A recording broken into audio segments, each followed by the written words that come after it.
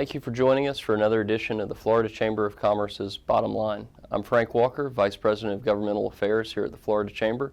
And joining us today is Jeff Woodburn, Policy Director and Deputy Chief of Staff for Governor Rick Scott.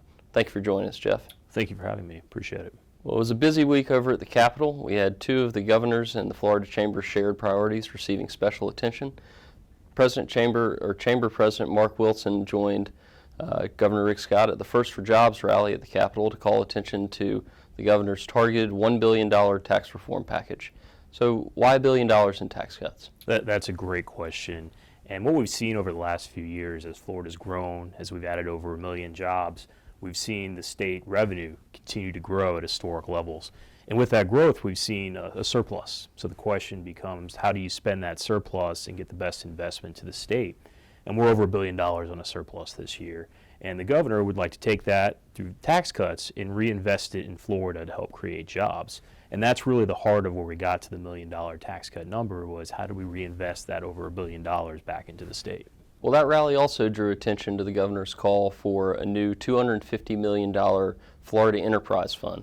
And as you know, the Florida Chamber was critical in the creation of Enterprise Florida several decades ago, and it's been a vocal supporter of that initiative, which is designed to diversify our economy and create jobs. So how would the fund bring job creators here to our state?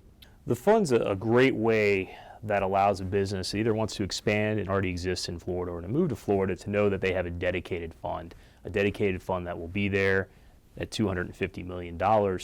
And that when they decide to make a deal with the state of Florida, they know that that money is going to be there. And the nice thing about the fund as well, the way it would be structured, it's the same way it works now, that none of that money would get paid out in the form of an incentive until they hit their job marks. So by creating the fund, you bring companies in that help diversify the economy while guaranteeing the state a return on investment and making sure those companies hit the marks in order to have that money distributed.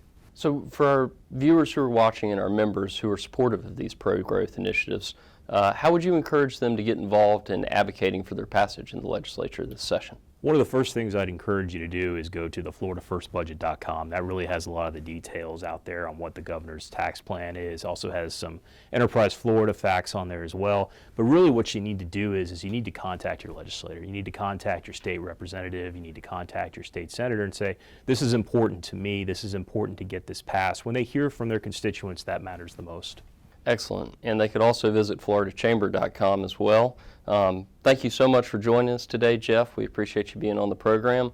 And to our viewers, thank you for tuning in for another edition of the Florida Chamber's Bottom Line.